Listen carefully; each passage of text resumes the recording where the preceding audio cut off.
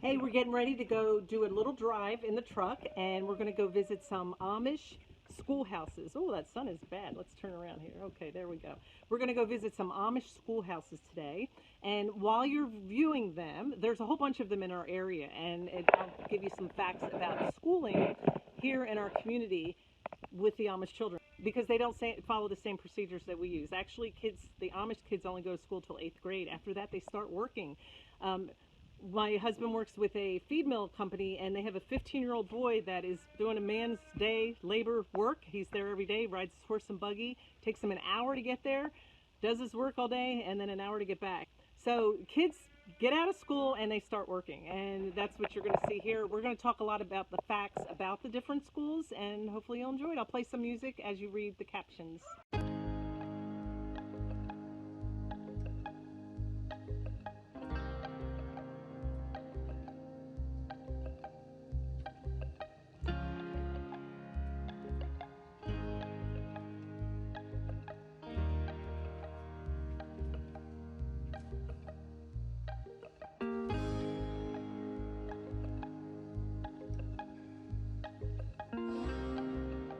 As you look at the different schoolhouses that I have presented here, I want you to notice that they're all small. They're all one-room schoolhouses, but they teach grades 1 through out. So the teacher teaches all 8 of those grades at once. And what she'll do is put some of her assignments on the grade for on the board for the older students, and then rotate around the room and start working with some younger children. And sometimes they will even have some of the older students help the younger students. But they kind of go through a process in their books, in their curriculum, where they finish one assignment and then keep moving through.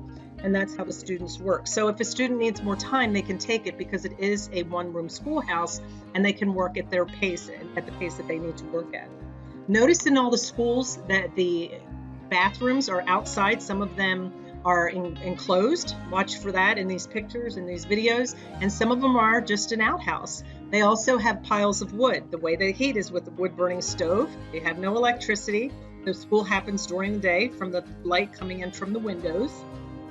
And they also have a little 3-sided building for the kids that come to school on their horse and buggy. Sometimes older children will take their younger siblings to the school, and then they leave the horse and the buggy there all day, so they have a place to keep their horse. So notice some of those differences. Almost all of the schools have little baseball diamonds because they like to play baseball or kickball and things like that.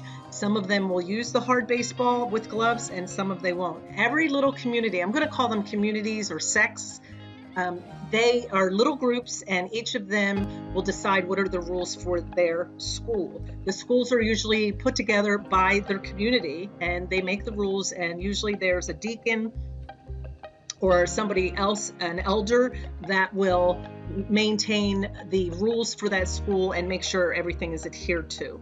They all pay to have their children go, so they don't, I guess it would be like a tax, like for us, but they pay for their own schools.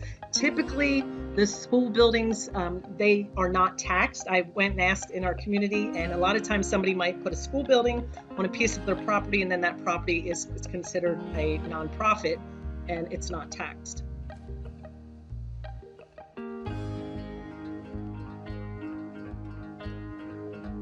I thought the best question to answer first is, why do Amish have their own schools? Why don't they just send their children to the local public schools?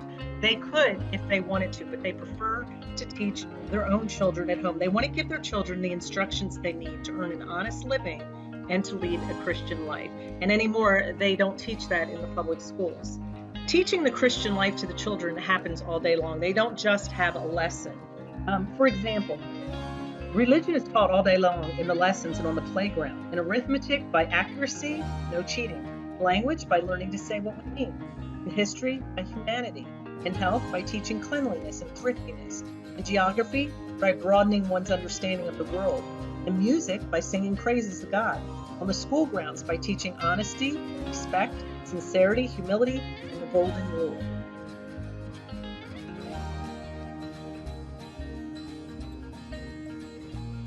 One may wonder, do the Amish schools really prepare their children for life? Amish schools prepare their children to be God-fearing, hardworking, and self-supporting persons. They do not teach them to be self-seeking, ambitious, and competitive. Amish children learn to support themselves by the work of their hands. They learn basic business principles, how to borrow and lend money, how to sew their own clothes, plan and cook meals, prepare a field, and drive a horse and buggy team. Not all of this education happens in the schoolroom, however. The farm and home are seen as viable places for learning as well.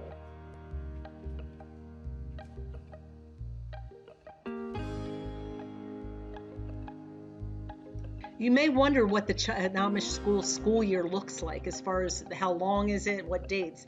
Believe it or not, their school year is very similar to the public school system, mostly because the children are needed at home to help with the planting and the farm and things like that. So the school year starts after, like in September, and will end by Memorial Day, so that they're home they're home to help their parents.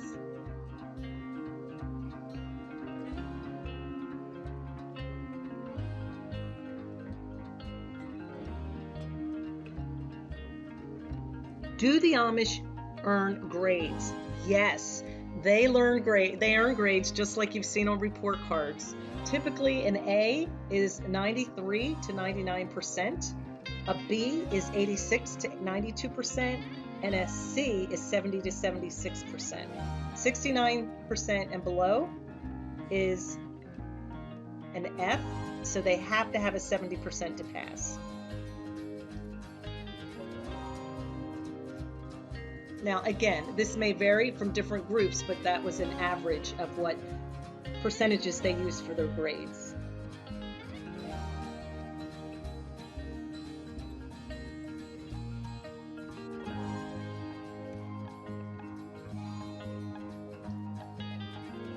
Who are their teachers? How do they hire them? Typically, the majority of Amish teachers are young, single women. Married men may teach, but seldom married women, who usually start their family shortly after marriage. So it's a really good job for a young girl that has graduated from school and wants to start working. A lot of times they will become teachers.